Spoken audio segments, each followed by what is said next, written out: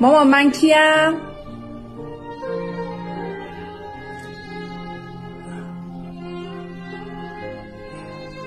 من که میدانم که هستی، گرچه نشناسی مرا.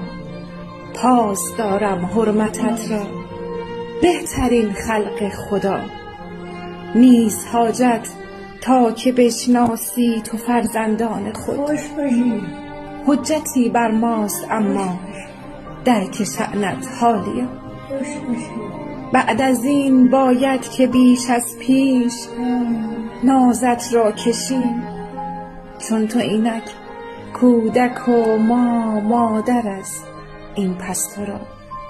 خاطراتت گرچه نسیان گشته اما خاطرت تا ابد باقی است مادر، جاودان در قلب. خوش باشی.